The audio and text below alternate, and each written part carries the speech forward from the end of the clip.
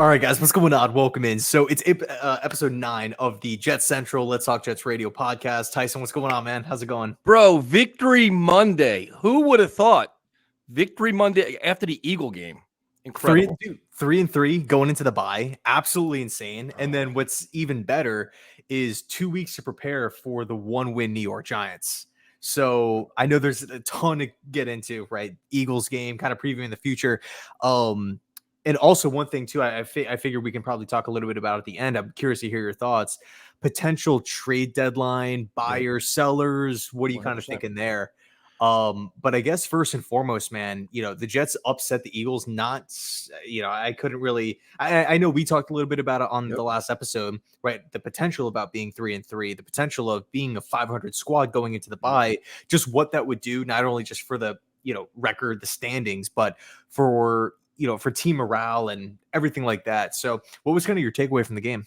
Bro, I love it. I am so friggin' excited because this is what we needed. Like, if we're being honest, man, even when Aaron Rodgers was the quarterback, we're like, if we could be 4-2, 3-3 at the bye, it's kind of what we were all thinking, right? But we're like, oh, man, we're playing the Eagles completely undermanned. When DJ Reed was out, I'm like, that's bad. Then you see Sauce is out. Justin Hardy's out. You're like, you got to be kidding me. I'm like, this is like, even like the most optimistic Jet fans, like, we're in for a long day, man. This Eagle offense is high flying. How are the Jets going to stay in this game? Can Zach Wilson do this? And you kind of going skeptical, and the game plays out, and you're like, this is incredible. This is like, you're like proud to be a Jet fan. You're so proud of this team. You see like the genuine excitement from Saleh, from Douglas, from everybody. It's awesome, dude. Is this the biggest win for Saleh as the Jets head coach? It's got to be up there, dude. It's got to be up there because think about this too. Think about the difference mentally that fans would have between 3-3 going into the bye and 2-4. Like that is a big, big jump, especially too. Like I was looking at the AFC standings, man. Like literally every team is like a half game to a game. Like literally the only 3 teams that are just like at the bottom. They got I think it's the Broncos at 1-5, Titans at 2-4, and then the Pats at 1-5. Every other team is like 3 wins, 4 wins, or 5 wins. And you don't like, and just based off of that alone, right? Like if the Jets were to be 2-4, we would like essentially be a bottom 4 team record wise in the AFC. So this was absolutely massive, dude. It was huge. But no, to answer your question, I think so, to be honest with you, like just what the win means, I think it just impacts so many different areas across the board. I think, it's a great question, dude. I think I agree. I think Saleh, I think it is his biggest win.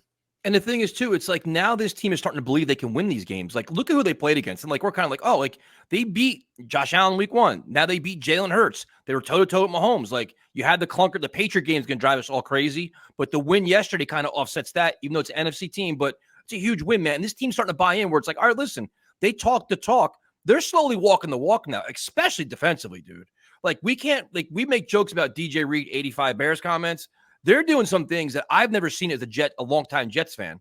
Like their second half defense is remarkable. The way like all these things.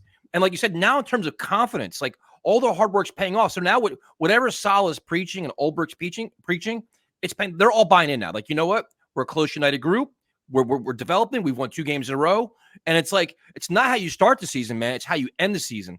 They're figuring things out as like they're learning and winning, which is always a good thing. Dude, 100%. And it's like, I really want to dive into the defense, but I think first, what was really, really interesting to me was the fact that, of course it was close, right? The game was back and forth pretty much literally from start to finish. But like I have the team stats pulled up here, and I was kind of talking a little bit about this in the recap video. Dude, like the Eagles had more first downs than the Jets. They were better through the air. They ran more plays. They had more yards. They ran 10 drives. The Jets ran 11.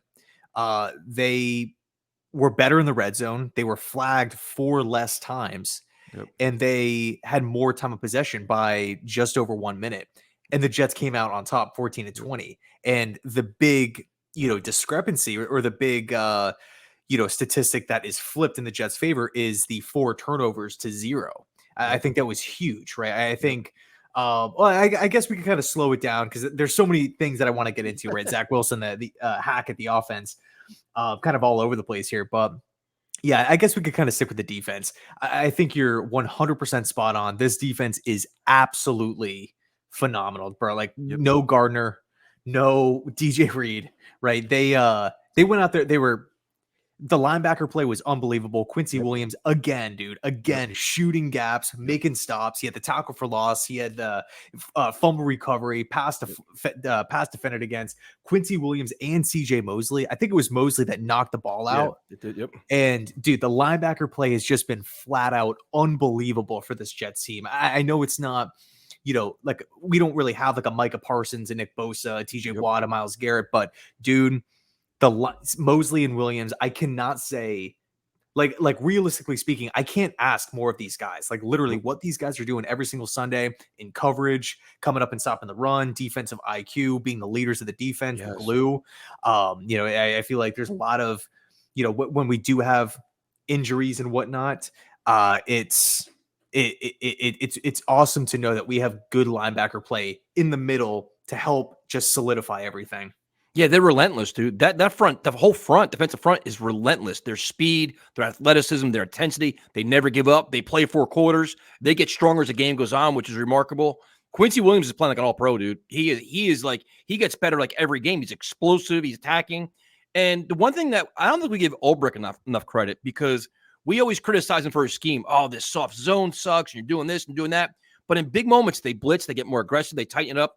And then he trusted Tay Hayes and Craig James and Bryce Hall, like all these guys. Like the one guy, I didn't know who he was. I'm like, who the hell is this guy on the field? And he's making plays. Like they're very well coached, but that front is so friggin' aggressive and explosive. And it's like Jermaine Johnson, like the stats don't show how much he's actually doing. And then Bryce Huff is like a Pro Bowler. Like Bryce Huff is amongst so many league leaders in like the pass rushing stats with so many less reps. It's wild, dude, to see how explosive they are and what they can do. And it's, man, I've never seen nothing like this. And they come in swarms. Like you could see it. Like John Franklin Myers. It's like Solid used to always say it. We used to joke around like, yeah, you're platoons, but it works. It's fun to watch, man. And you saw Jalen Hurts legitimately rattled yesterday. He looked dazed, confused, like he was all over the place. Yep. Hey, give me 1 sec. I just gotta let my cat out real quick. No problem.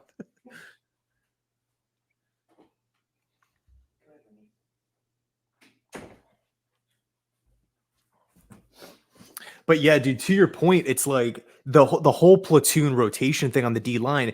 Maybe, of course we can talk about, halftime adjustments, stuff like that, things that Ulbrich and Sulla are picking up on, but also, it's the fresh legs. I think, when we talk about the Jets defense clamping opposing offenses in the second half, it's like our guys are well rested. We're not out of gas. We're not just running on fumes. Man, we just have to hurry up and end this thing, to kind of get out of there. It's just like, no, we can, sometimes it feels like we can go a fifth quarter. Yeah. If we are in an overtime game, from here on out, like I feel fantastic about the Jets' chances compared to the opposition, right? Or the opposing defense. I think having a bunch of veterans on the defense is huge as well. Yep. I think that also plays a part in the whole adjusting and figuring out what opposing offenses are trying to do to them. Again, Mosley is just, he's a wizard back there. He's been a wizard since he came in from Alabama to Baltimore, right? But veterans in the D line, they got Jordan Whitehead, who at this point to me is a veteran. He's seen enough offense. Yep. It's just a well-sound unit. It's a well-oiled machine. They make plays in the back end. They can get after quarterbacks. They can stop the run. Again, the linebacker play. It's truly so much fun to watch. Now, I will say this. The trade deadline will be interesting as far as like what's going to happen with Lawson and, with this Jets team, you never want to just say, okay, like this is the exact unit that's going to be out there for the rest of the season because of weird injuries and whatnot. But I think yesterday proved that, hey, if we lose our top guys in DJ Reed and Sauce Gardner, it's not over. Like we're not just a one-man show defensively. We're not like this one-trick pony on the defense side of the football. Like we have a pipeline of guys like dude, Craig James, I know AJ Brown popped off and whatnot, but and I think Hurts threw like over 250 yards, but to be honest with you, man, I don't care. The corners to step up late notice, like off the practice, like it was unbelievable to me. 4:30 kickoff at home, undefeated Eagles, and for the cornerback play to hold it down and for this defense to create 4 turnovers, unreal.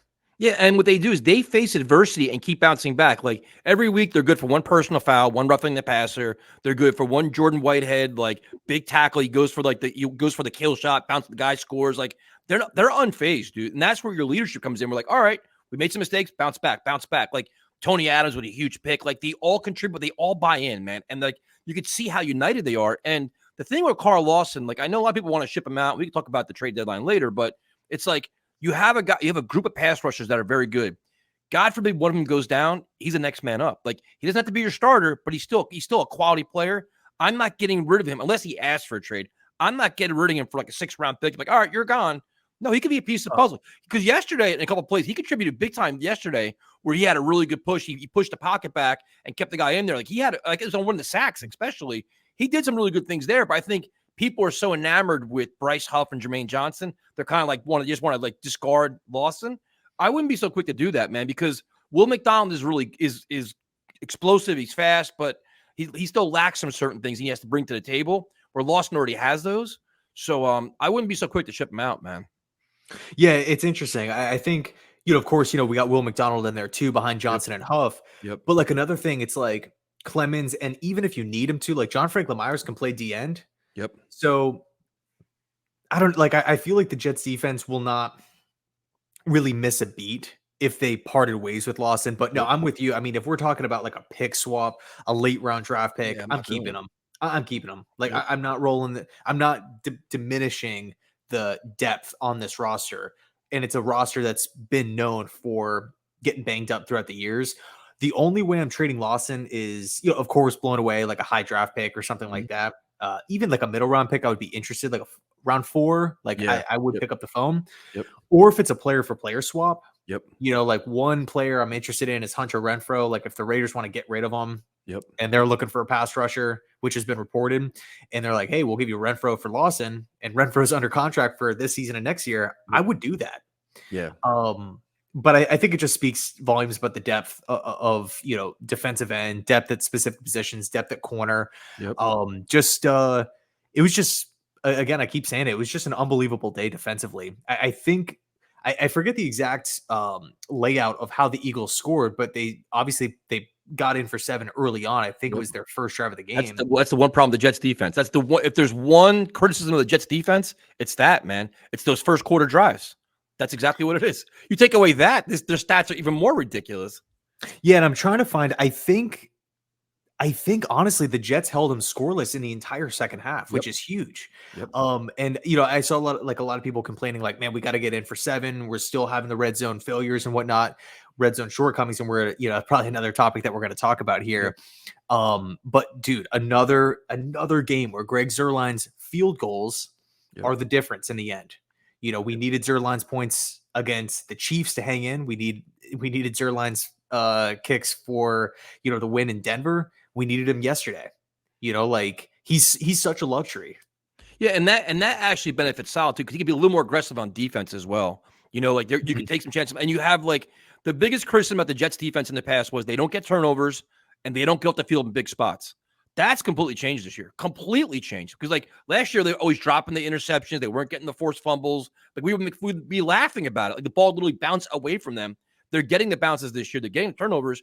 And now it's like you have more confidence in your defense where it's like, you know what? If I want to attempt that long field goal, if he doesn't make it, I have a really good defense. Minus that that whole on the 39-yard line yesterday, we took the delayed game and that one I was just like, did not like that one at all. But this defense is talked it, and now they're walking it, and it's like a legitimate. If they can clean up the first quarter thing is so weird how they come out. I don't understand that too much, but you figure they have the bye week. They can start figuring that out. If they play a full 4 quarters, they're dangerous, man. Such a dangerous squad, dude. And this is something that we've been talking about on like a lot of these podcast episodes. We just talked about it before. Like the Eagles, and I'm looking at the stats right here. The Eagles, like I said, man, like they beat the Jets in tons of important categories. Like typically, if you're rattling off like, if you don't know the final score, and I'm like, yeah, the Eagles ran more plays, they had more yards. They were better on third downs, better in the red zone. You're thinking like flagged, less, had controlled the ball more. You're like, okay, the undefeated Eagles are probably going to win that one, but no, it was the Jets. And um, again, it kind of, on one hand, it's a little disappointing because it's like, man, when are we going to see the full 4 quarters? Mm-hmm. But then on the other, it's like when we do see that, we're going to be a force. Like that's the bottom line. Yeah, and then there was times in the game, especially the fourth quarter, the Eagles' play calling was kind of weird. Where I'm like, why aren't they going to AJ Brown more? Why aren't they doing this? Like I think Jalen Hurts was just getting rattled. Like it was a scheme, it was a pressure. I'm sure he's getting frustrated, and like the Eagle play calling got a little weird towards the end. But that's a credit to the Jets, man. It's just like, and then it's like also, even though the Jets' offense wasn't humming, and you're putting up these big, at least they're contributing. Where it's like they're not going 3 and out. All right, 3 and out, back on the field again. 3 and out, back on the field again. Like the Jets' offense is like from 20 to 20, they're okay. Inside the red zone, they just have all kinds of, but they were moving the ball. They were doing some good things to give the defense a breather, which is huge. Yeah, bro, that was another thing, right? Like we weren't going 3 and out like consecutive times. I think I only counted one. Well, I guess it was like a 4 and out, right? Yeah. Where it was like a turnover on downs, but I don't really recall like 3 and outs like all over the place, like we've typically seen throughout the Saleh era here. Which was huge, right? We still weren't all that great on third downs. Man, we were still 2 of 11 on third downs, which is wild to think about. But, if you pull up the drives, it's like we were even if they're going 6 plays, you're still taking a little bit of time off the clock. You're keeping the defense on the bench to, let them get a little bit of rest. And quite frankly, we haven't really had that in, the past. We did in Denver, but the ability to sustain drives is huge. And I'm happy that it seems right now that the Jets are trending in the right direction in multiple categories, right? With like Hackett's game planning, play calling still wasn't 100% perfect in my opinion yesterday, but it just seems like as the weeks go on, we're starting to mesh better and better and better.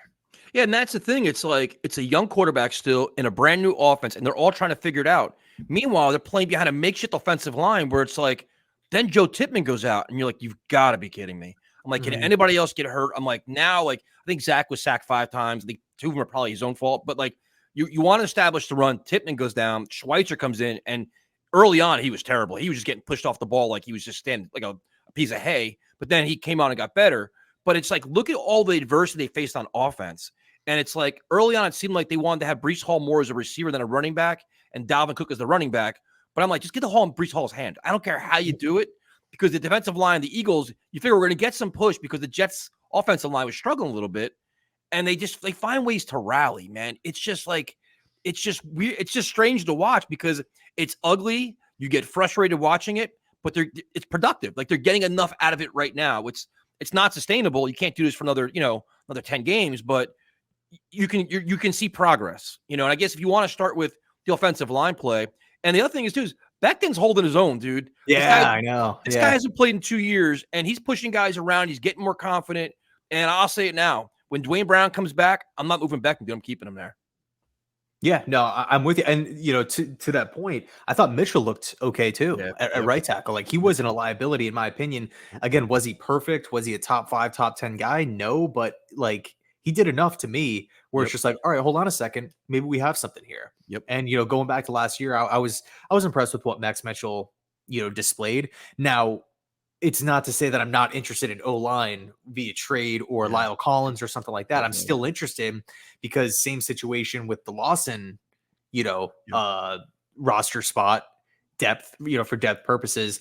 What if something happens to Max? What if something happens to Becton? I need that insurance policy. Yeah, 100%, man. I know they activated Carter Warren, but he's a project, man. You can't expect too much from him. And it's like, this team has got to be taken seriously. It's like you need more depth in offensive line. These guys are all banged up now. We're dropping like flies now. If Dwayne Brown's going to be your backup for Becton, that's fine. He's not going to play right tackle. I doubt that because he never played there before. You know, but it's definitely an area of need. But they held their own. Like the thing is, like some people are trying to discount the Jets' offense. It's a very good Philadelphia team, even without Jalen Carter, right? Like I wouldn't discount anything from yesterday. Yeah, no, I mean.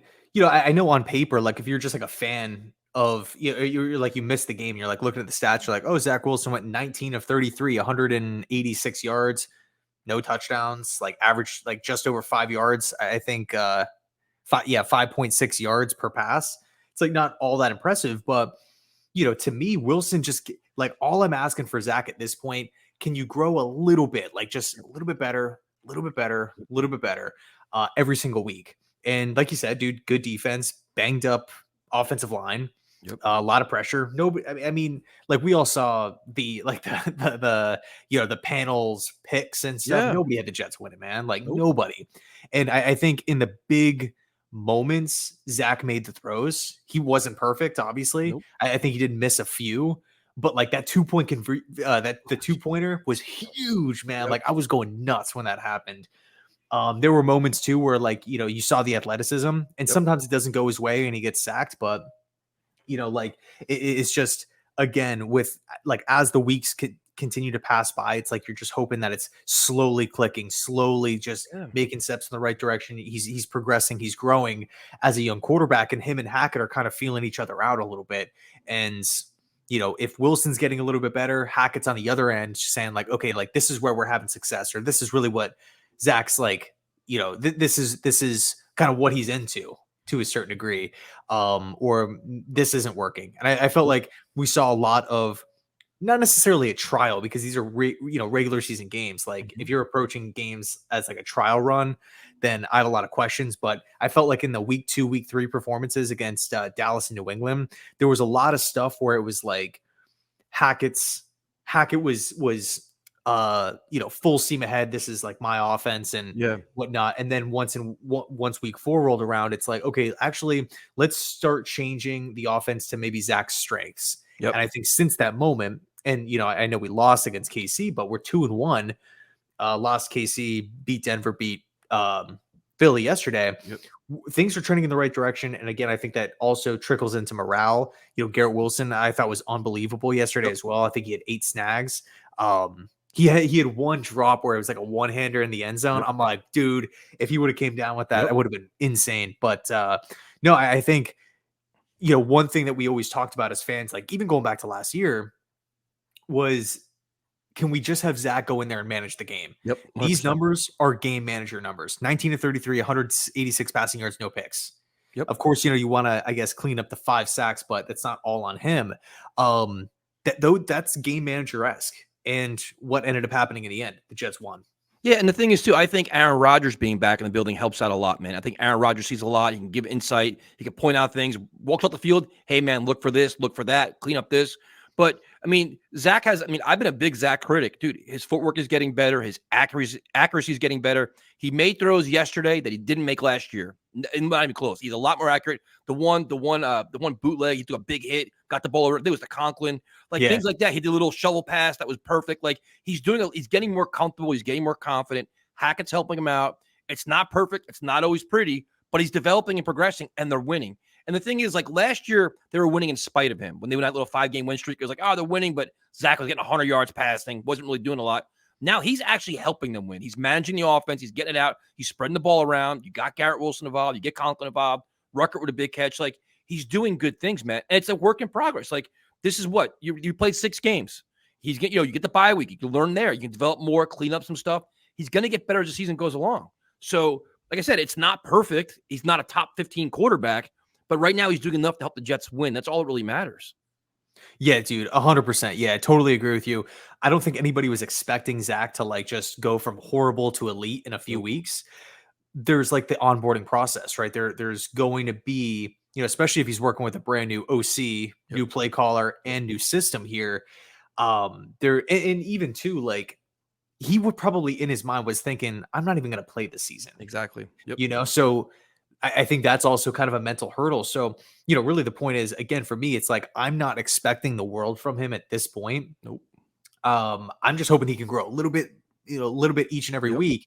And if he can do that, right, by the end of the year, maybe he takes a step back, or maybe he has a, bad game here and there, whatever. But big picture, if Zach looks more improved, if the offense believes in him compared to last season, I think that just the belief alone is going to be huge. But if Zach can, throw for 200 passing yards and not turn the football over, or pass on forcing the ball into a double, into double coverage, or making like an opportune mistake where, he's going down, he just hucks it up in the air. We saw a lot of mistakes from Wilson in his first, 2 seasons. 100%. I think that is such that's a win in and of itself, because we're not seeing like those huge mistakes, Nope. those like dagger types of picks. I know we had him in the Yep. Cowboy game, but again, I feel like we're past that, to be honest. I know it's the same season, first half of the year, but Yep. and maybe it's just, maybe I'm just an optimistic Jet fan, but I truly believe going up against three defenses here, KC, Denver, Philly, Yep. we're seeing a different version of Zach. And even though it's, maybe not showing up all that much on the stat sheet, him not making these critical, mind-blowing mistakes Yep. is monumental to me. Yeah, and the thing is, it's just the red zone is where it gets weird, where it's like I'm not sure if it's a play calling, if it's his reads, because like I know once he missed, maybe it was Conklin wide open yesterday in the end zone, or maybe it was Zoom, I forgot who it was. But it's like they don't get aggressive in the red zone, and it's like I'm not sure if that's Hackett saying we're going to keep everything really contained here. Like to me, they had the one pass to Garrett Wilson that was too high in the end zone, but other than that, they keep everything. It's like it's really not aggressive enough, and I'm curious if they get more aggressive with more confidence as he plays better. They open up a little more. I mean, I know Aaron Rodgers referenced it last week on McAfee and be like, yeah, we need to be more aggressive in the red zone.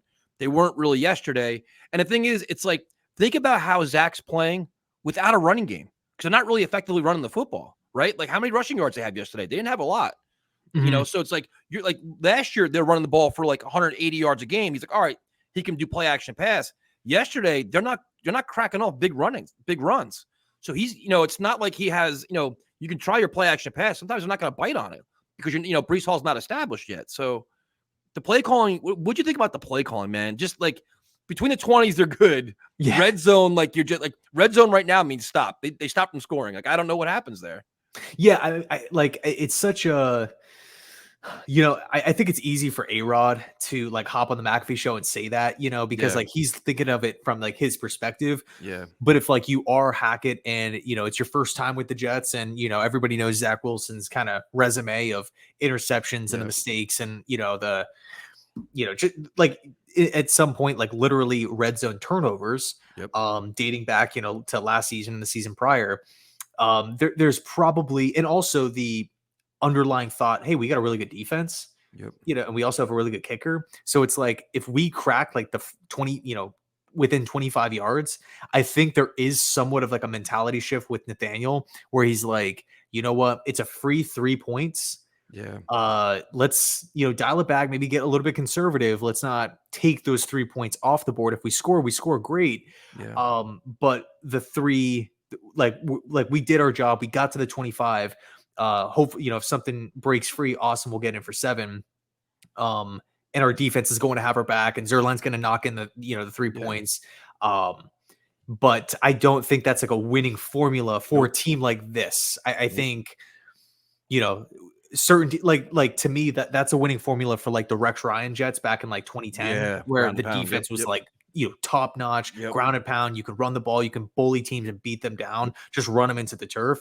Whereas with this team, I don't believe they're as good as that 2010 squad. So I do feel like maybe there is that hesitancy to not screw the game up, or not game, but screw the 7 points or the red zone opportunity up. And they're like, you know what? We're good with the 3. We feel pretty good about, working in the midway parts of the field. Our defense could potentially get a stop, or, whatever the case may be. But I do think it's a bit conservative, to say the least. I'm not going to sit here and blame or come down on Nathaniel Hackett. Like, what are you doing? Because at the end of the day, we did win. And it was such a close game back and forth. Again, if we didn't have Zerline's kicks, we wouldn't have won. So, again, I don't want to come down on him too hard, but I will say I don't think this is like a winning formula from here on out. Like, this is what we have to do, and we're just totally fine being 31st in red zone efficiency. You can't count your defense to be elite every week in, week out, only give up 14 points, 12 points, whatever it is. And the thing is, too, is like I'm wondering about the usage of receivers, where, again, they won, so we're happy. Lazard had, a questionable penalty. He had to drop. Then he had a big catch. Garrett Wilson's Garrett Wilson. You're going to feed him the ball. But after that, it's like they refuse. Well, they used Hardman at a necessity yesterday. But like Randall Cobb frustrates me. Having him on the field frustrates me. he's pretty much a one-trick pony where it's like Hardman's explosive, dude. Like if you don't want to have Gibson on the field, like, or if Gibson's banged up, if you're not going to give Hardman a shot, then put Brownlee in the game, like something else, like a more athletic, more dynamic receiver than Cobb. Does that kind of frustrate you at all, or does it make sense to you? You know, if Cobb was like out there producing it, it wouldn't. But like he had 2 drops yesterday. Yeah. And that's frustrating, right? And you know, and I guess it kind of, you know, bleeds into the whole Hunter Renfrow argument, because Renfrow right now, I believe, can step in to right into Randall Cobb's shoes 100%. and do exactly what he's doing, but way better. Yep. I think Renfrow would be a great security blanket for Zach. I don't think he's elite or anything. I'm not saying he's going to take the offense over the top, but I do feel like, hey, this could be an area where we can really get a huge boost at a slot receiver and have the guy next season.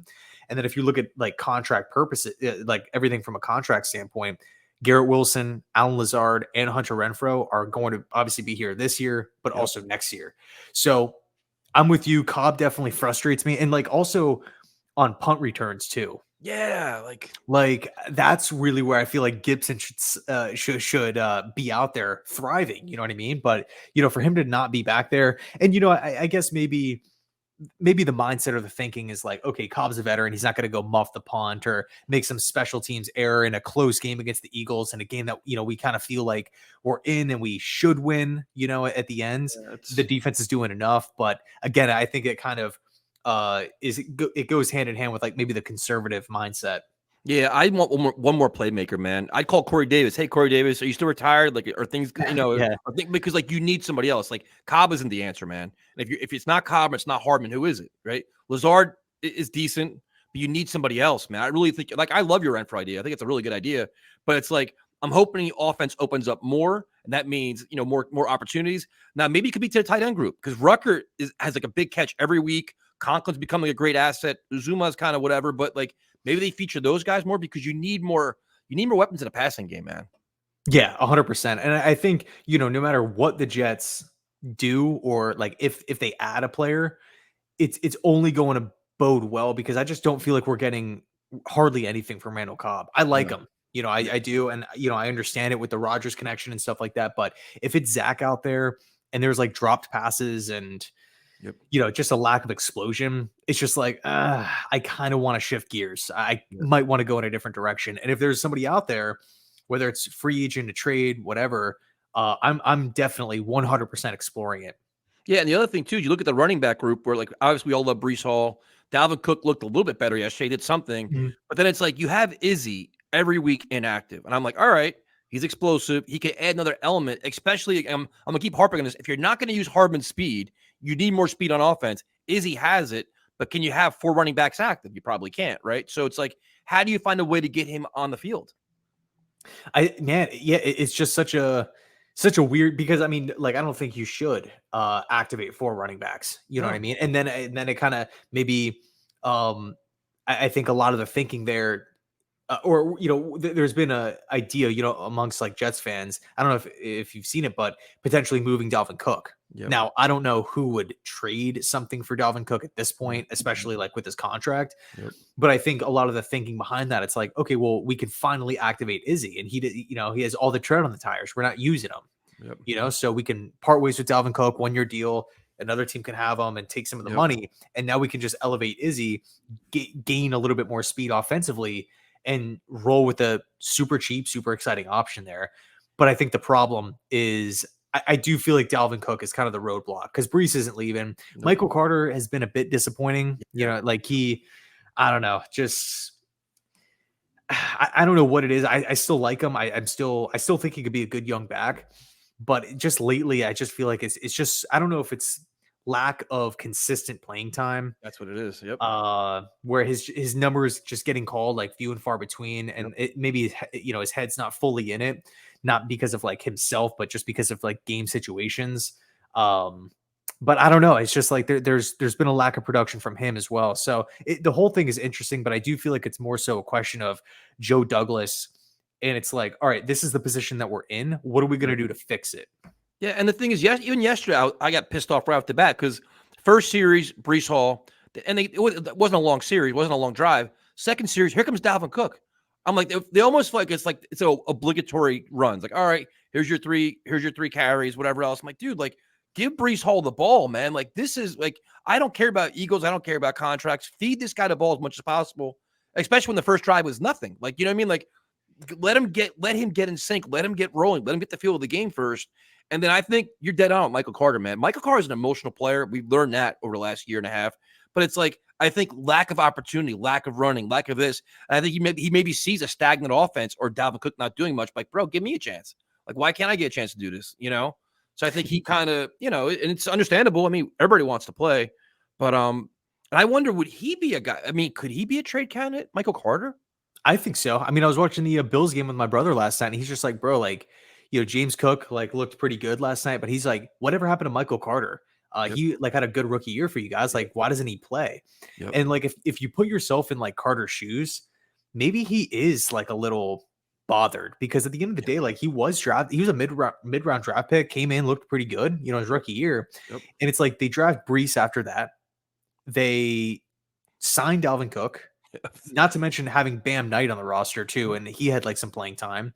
Then they go out and they draft Izzy. Yep. So Carter's probably looking at it like, man, like, you know, I'm kind of doing everything. You know, I sorry I'm not like this 1,000-yard back yet, but man, like I feel like I'm doing a pretty good job here. And like there's literally been 4 running backs that have been here or that have been added since I've been here, that have kind of maybe taken snaps or taken opportunities. So I don't necessarily blame Carter because it is a tough situation to be in, to constantly maybe be told like, hey, we really like you, you're the guy, and then not really have like the opportunities moving forward to kind of back that up.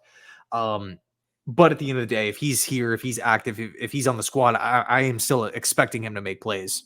Yeah, 100%. It's gonna be interesting to see how they handle that. They got 2 weeks, I think it's right.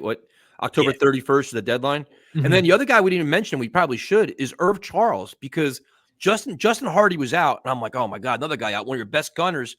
Irv Charles, the last 2 weeks, dude, is like a legit special teams threat. And it's like, all right, he's doing this here. He shows great athleticism. He's got some speed, got some size. Get him in the offense. Like, let's get him a shot out there. Like, let's try to find ways to, you know, maximize your, you know, the talent you have on your team. If, you know, it's like, I don't know, man. What'd you think about him? Because he's coming on special teams, man. Yeah, he's looking good. And like, I'm always a big fan of those players. Like even like Craig James yesterday, dude, like making plays. Like, it's just so cool. Like when practice squad guys get opportunities and their numbers called, and it's just like, boom, they're in there making plays while the lights are on and everybody's watching. And it's not just like there's carryover from practice. Yeah. You know what I'm saying? I think it just instills a ton of hope in those players, like from a personal standpoint, and then also a lot of belief from a coach's standpoint. Like, when Sauce comes back, when DJ Reed comes back, Craig James, like, we are still interested in keeping you, man. Like, we don't want to lose you. You know, he's like that's an awesome player to have as your like 4th, 5th option at corner. Yeah. You know, and same could be said for like a lot of different positions. But if you look ahead, right? So we're 3-3 right now. We got the 2 weeks to prepare for the 1-win Giants.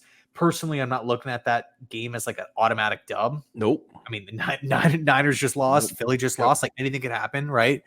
I mean, hell, they almost beat Buffalo last night. They should have. Last play. So I don't want the Jets like during this break to kind of get ahead of themselves or like get big headed or whatever. Like I've seen some social media like posts like kind of coming down on Philly. I'm like, hey, we just got to keep our head down, keep working, and the job's not done yet. We're 3-3, awesome, fantastic, but use this 2 weeks, prepare for New York. And then if we are 4-3, and then it's like 48 hours before the deadline, we go out and add a piece, and the hard part of the schedule is done with. It's like, dude, I'm thinking playoffs, man, 100%. Not to mention the whole Aaron Rodgers throwing the football and stuff like that too, which is also super exciting. No, and that's what 3-3 does for you. Your 3-3 is a lot of positives, a lot of good things to build on. You have 2 weeks to get settled in, get healthy, get Reed back, get Sauce back, get everybody, the offensive line healthy. Hopefully Tippmann's not serious. But then it's like that. It's like playoffs has to be on the table now. Like it has to be, because you see what everybody's going to do, and the expectation is everybody's going to play better. And to me, it's like, I remember hearing my friends now, oh, we're going to kill the Giants. I'm like, first of all, coming out of a bye, a lot of teams don't play well. They always look sloppy, look sluggish. This is a huge rivalry game. The Giants lose this Sunday, that's going to be their Super Bowl, man. Like you're going to get their best effort, because they don't want to lose to the Jets in a horrible season, because they're already miserable, right? There's nothing easy about that game whatsoever. So it's a good statement game for the Jets as well. But playoffs has to be on the table, dude. And it's like, but it's got to probably be 10 wins, though. I think the way the AFC is right now, how close it is, it's going to come down to conference record, all those different things. And it's just, that's why a Patriot game really annoys you losing that one. That's a big loss, but you got to stack up wins. You got to get them all. And if we learned anything from last year, it was like all those easy games we thought we were going to have at the end of the season, we lost a lot of them. So like, I'm not assuming anything. It's just like, get there. And the trade deadline, I'm a buyer. I'm 1,000% a buyer at this point. You have to be, because the team has holes, and Joe Douglas has been aggressive in the past, but I think he should be aggressive again. Like, I don't, you got to, it's not about, you can't hurt feelings here. It's just about just getting the most you can out of this roster. Yeah, dude, 100%. I think another thing too, which is interesting to kind of think about, what if the Jets are sellers and buyers at the deadline, where they flip McCole Hardman, they get a late round pick, and then they use like that late round pick and a mid round pick to go upgrade at a different position, or they do a player for player swap. Like we were talking about before. I think that could very well happen. I don't want, and I guess, a lot of it does ride on the Giants game, because if we come out sluggish after the bye, we're still 3-4. It's not the end of the world.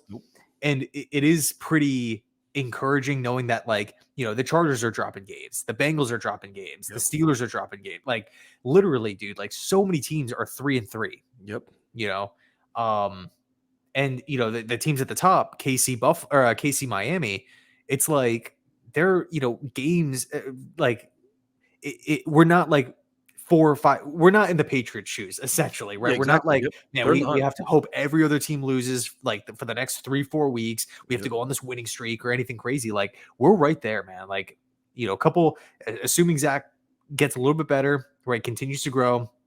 Offense keeps gelling. No more injuries. I love our chances, dude. I seriously love our chances. No, I do. And I would hope that after the bye, I think Trevor Siemian's your backup. You elevate him up, get Tim Boyle back. Because now it's like you're getting to a spot where it's about winning is the most important thing. So if Zach gets banged up or whatever else, or he's struggling terribly, bring in Trevor, win the game, put back, Zach back out next week and keep moving. Like, you can't have wiggle room now. You can't take chances with like a bad loss over some stupid stuff or, and the Aaron Rodgers stuff is just wild, dude. Like, that is just, to see him on the field, walking around, throwing a football, and it's October 15th. And I'm like, and now it's like, in your Jet fan mind, because you have to think about it. You're like, maybe this guy's back in 2 months. Maybe he's back in late December. Like, he looks like right? And then it gets really interesting. But don't you have to kind of think about it a little bit, right? Because he's so far beyond where we thought he'd be now, walking around throwing a football. Yeah, dude. I mean, like, the Achilles is like automatic 1 year. Like, that's in my head. Like, boom, you tear your Achilles, you're done for the year. Maybe you'll be 100% by the time next season rolls around. Of course, depending on when the injury happens. But dude, like, they were showing like the pregame, and he was like not on crutches. He was standing there, like, literally just like playing catch with the guy. I'm like, dude, like how is this even possible? Like, I don't think there's been one player that's had something similar like this, where. And we're not even talking about his age too, by the way, because it's not like Rodgers is 29 years old, in the best shape of his life and stuff like that. Like, he's 39, 40. And he's out here on the field with no assistance, playing catch, literally 2 months removed from tearing the Achilles. That's crazy, dude. Yeah, and I think having him in the building is paying such huge dividends, man. That leadership, that guidance, just like having him on the side, people look up to him. He can share his words of wisdom. They said he was in the headset yesterday, listening to all the play calls, offering his advice, which is great. That's a Hall of Fame mind, man. He's such a student of the game. It's like the defensive players, he's helping them. Like, dude, that's a huge asset to have there. It's all coming into place, which is kind of crazy, because you figure a couple weeks ago I hated everything. I thought the team sucked. You're like, right? It's like, it just shows you what 2 wins can do, right? Because we went from being 1-3, we're like, this team's going in the wrong direction. Who is solid? Who is Zach? What are we doing? To now you're like, all right, they're getting so much credit, well deserved. You'd be a great Eagle team, and now it's like our expectations are going higher. Like, now it's like the expectation is beat the Giants, like make a run. Like, but what do you think? What would be your like a realistic expectation as of now, October 16th? Like, is like 9 wins really realistic for this team, or are we just kind of having a great mood because they won yesterday? Yeah, I mean, I think I think there are going to be games that the Jets drop, right? I don't necessarily think we're gonna win out or anything nuts like that. Um, I think assuming Rodgers is out, I think 9 wins, 10 wins is realistic, assuming Zach keeps getting better. Yep. But if we're seeing the week 2, week 3 Zach, then I don't know. Yeah. But if we're seeing the Zach that we saw yesterday, or maybe just like a little bit better, right? Week in, week out, then it's like, okay, I'm liking our chances, right? Like, and it's not just on the offense, like solely on the offense, but I'm just thinking about like, the first things that pop into my head, Desmond Ridder going up against the Jets defense. Yep. Rookie quarterback CJ Stroud, who's been looking great, Yes. going up against the Jets defense. Sam Howell, Jets defense. We have to play New England again. Hopefully we bounce back and win there. We've already beat the Bills. We beat them last year. I think we played them pretty well. Yep. And also the Jets have shown the ability to get up for big games. Yeah. I know we played the Raiders later on in the season. That's going to be a huge one. I think that's also primetime football, if I'm not mistaken. Yep. But no, I think there's plenty of winnable games here. It's just a matter of I don't want to get too far ahead of myself, or I don't want the team to get too far ahead of themselves. And they're thinking they're like talking all this mess and stuff like that. Like I want us to keep grinding away and understand that the job isn't finished. And that's a really good point, because right now they're like all over social media. Everybody's like, "You're great, you're back, you've made almost like you made it, like you're back, you're 3-3," and everybody's tweeting and giving so much praise. It's almost like I'm glad the bye is almost here, because they get a week to hear it, then they kind of go away for the weekend, they go back home, and then it's like back to the grind. And the Giants, like I said, it's a huge rivalry game, man. Like this whole town's gonna be all about it, so it's gonna be interesting to see how Saleh handles that. And you got to give Saleh a lot of credit, man. Like he gets criticized for a lot of things. He kept this team together through a lot of rough times, specifically Aaron Rodgers' injury. That was deflating for everybody. They dealt with that. They dealt with AVT going out. You're dealing with all these injuries one after the other. And like even like the whole Sauce thing, like yesterday, like when Sauce was ruled out, I'm like, how in the hell did this happen? Like, how do you go from an illness to concussion to out? Like, where did this come from? Right? Bro, when he got ruled out, I was thinking like, I know Tyson's pissed, because they were talking about the illness like a day or two prior, and then it's a concussion and he's out for the game. I'm like, how does this happen like week in, week out with Saleh? Like, I don't get it, but it's not a coincidence at this point. I'm convinced it's not some like, oh, he just doesn't know what's going on. Like there has to be some sort of in his head method to the madness, or the gamesmanship, or whatever it is. But yeah, dude, do you have any more like closing thoughts on the game, or kind of how we project into the future? No, I mean, I'm just really, really excited. It's a great time to be a Jet fan. You're proud. Like I live down the Jersey Shore. I live about an hour from Philadelphia. So I work with Eagle fans. I see Eagle fans at the gym. So they're all, I saw one guy today, his head down, not looking at me. I'm like, hey, what's up, man? Good to see you. Like it's fun to have a winning team. It's fun to be relevant. It's fun to look towards the future. We're like, you know what? I can't wait for the Giant game now. Like, we have a chance to be in the mix and make a run to playoffs, which is all we've ever asked. So like we've been really hard. Like some of our pods were kind of difficult, dude, because like, we were so angry and so down on them for the way they played, the way they handled themselves on and off the field. And now it's like you give them credit for it, because they bounce back. They're proving a lot of people wrong, and they got to keep doing that. Like I hope just keep Zach on the even keel, keep moving forward, play smart football, and it'll be good. But it's fun, dude. Like this is nice. I think I'm really happy for the season ticket holders that, they've been going to games and not getting a good return on their investment. There's a lot of Eagle fans there yesterday. They, and it's like they got to enjoy a win at home with, in a hostile, like with the hostile fans there against a very good team. So I'm fired up, man. I'm ready. I'm ready for football. I'm ready for the Giants already. Oh, I know, dude. 100%. I totally agree with you. Super fired up. And I think it's noteworthy to say that the Jets didn't implode, right? Yep. After bad losses, bad QB play, bad play calls, injuries, Rodgers, Sauce, AVT, whatever. Yep. It's easy to implode. Dalvin Cook not really looking all that great. Yep. It's easy to implode. Guys to sell, throw their hands up, whatever. I'm getting a check, whatever. We've seen that before in the past. Not this year. Nope. So my hat goes off to him. I'm hoping though we continue riding the wave. Everything's positive. And again, 2 weeks to prepare for the 1-win Giants. I'm juiced. And the thing is too, is hopefully that if the Tippmann injury is serious, I mean, they're not going to talk about it. Go sign a guard, dude. Go get somebody else out there. Like you have 2 weeks to address it. Like don't wait. Like be proactive to help this offensive line, because it's going to be huge. I mean, that's something that is going to be a concern the rest of the year. 1000%. Yeah, totally agree with you, man. But yeah, I think this is a good place to leave it. Next week's pod, I don't really know what we'll talk about, but we'll have something cooked up. We'll talk about the Giants, the Giant game. Yeah, true. That's it. Yeah, I don't even know. Let me actually real quick search up who they're playing. Um, you know, They're playing the Commanders, aren't they? let's see. Yeah, Commanders. That's a big game for them. Yeah, at Giants. A big game for Washington too. Yep. And then the Eagles actually play the Dolphins on Dolphins. prime Yep. time. Yep. I think in Philly here. Go Eagles. Yeah, yeah, I know. Going from like hating Philly to like loving Philly in 1 week. But yeah, that's gonna do it for us. Thanks so much for everybody hanging out, watching, listening. We really, really appreciate it. And the Jets are 3-3. Let's freaking go. As always, go Jets, man. Go Jets.